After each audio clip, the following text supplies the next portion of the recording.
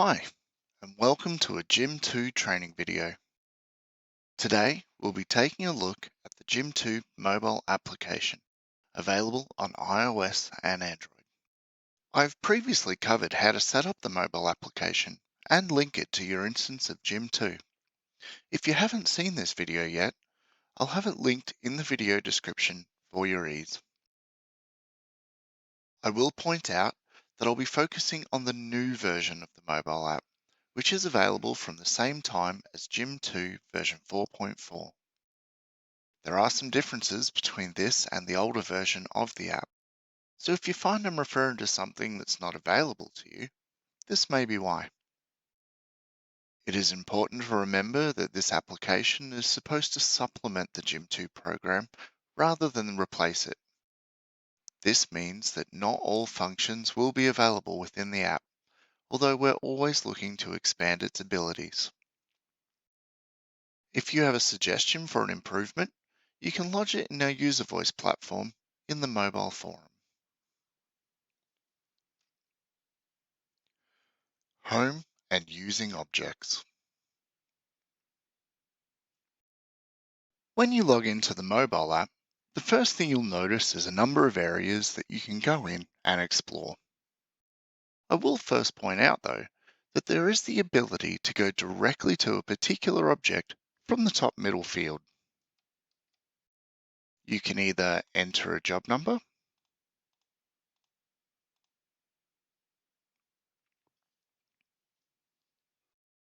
or you can also push the barcode icon to enable a camera to scan a job number in the form of a barcode.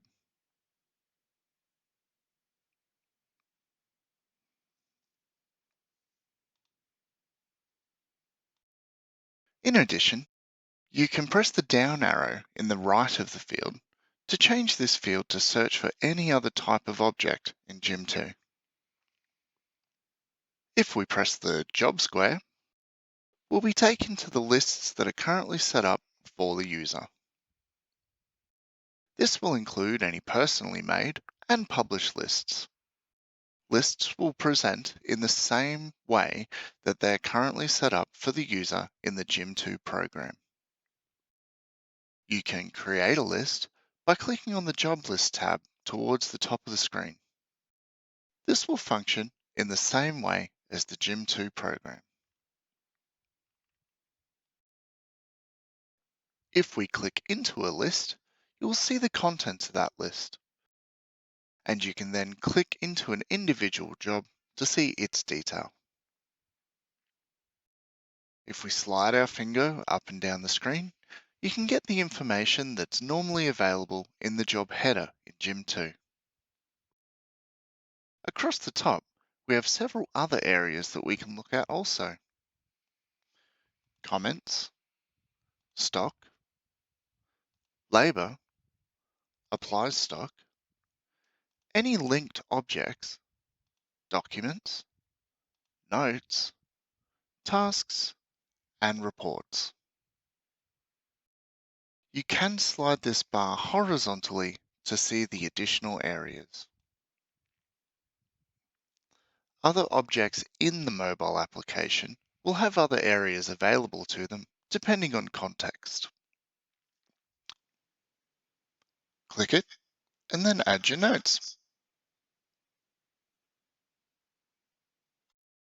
Once our edits are complete, we can click the tick to save or the X to discard our changes. You'll notice the hamburger dots just to the right of the pencil. Pressing this will allow you to send a related email or add an image that will relate to this object. To return to the home screen, we just push the back button. There is also the ability to see recent items that you've looked at on your mobile.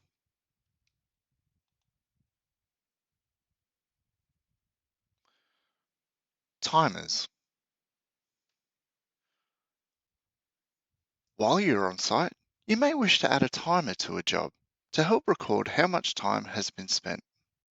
There are two main ways to do this. The first is to access the job in the same way that we previously did.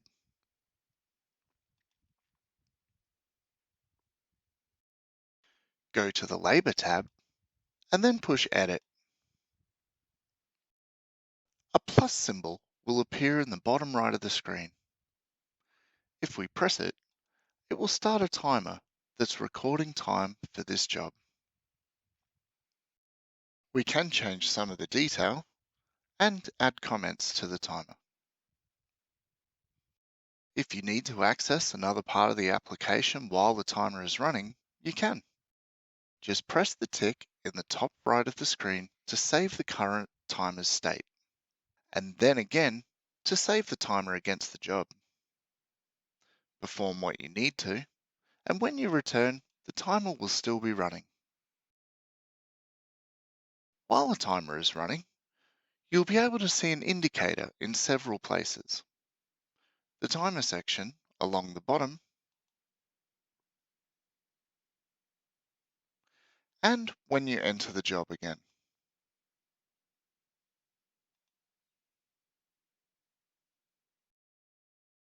You'll notice a 1 in the Labor tab. To stop the timer, press the pencil again, and then select the Labor entry. You'll find a Stop button in the End field. Press it, and the timer will stop. Be sure to push the tick afterwards to save the timer as stopped, and then press the tick again to save the labor against the job. The second way to add a timer is to press the plus in the bottom middle of the screen, and then select Timer.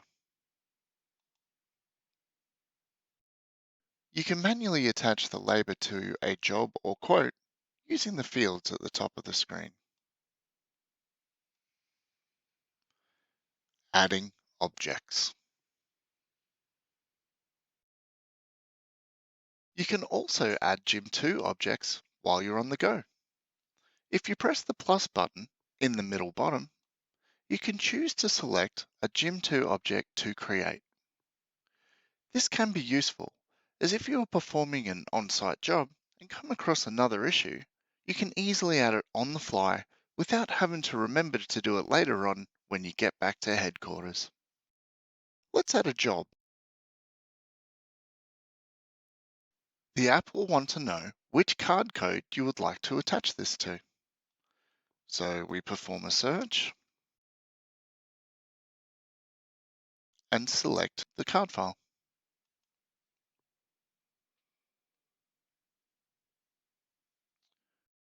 We can add any detail we may need to.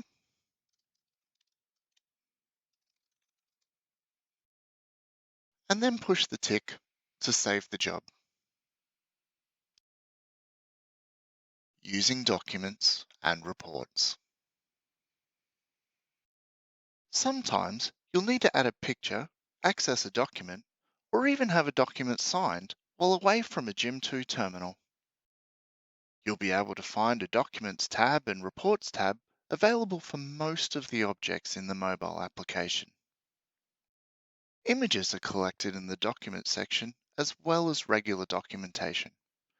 So if you choose the Document option from the plus menu,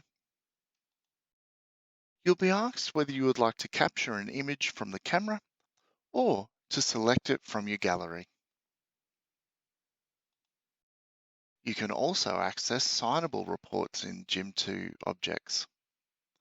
By going to the Reports section, you can find reports that have a blue icon. And then press the pencil with the drawn line at the top of the screen.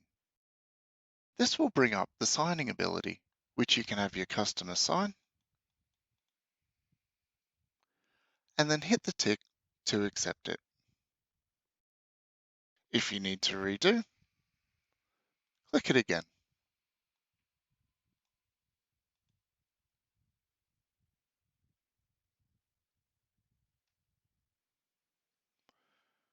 Agenda.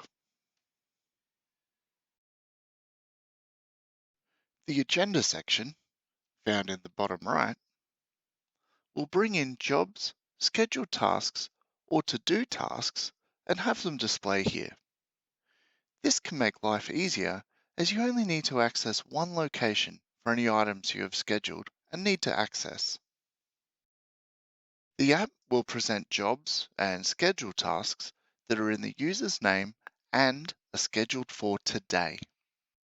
The to-dos will appear in the list for as long as they're active. Settings. Finally, we can take a look at the settings available in the mobile application. If we push the hamburger lines in the top left, we'll see an entry for options, as well as some ability to clear cache and recent results, and the log out button. Let's go into options. At the top, we can set a PIN, which will remove the need for entering your username and password each time you log in. The fingerprint authentication will leverage any fingerprint security you have already set up, but be aware that this can only be used if it's already set up on your phone. All of the following options are for how information in lists will be displayed by default. For a more detailed explanation on these options, I'll add a link to the help file page. That's all for now. Thanks for watching.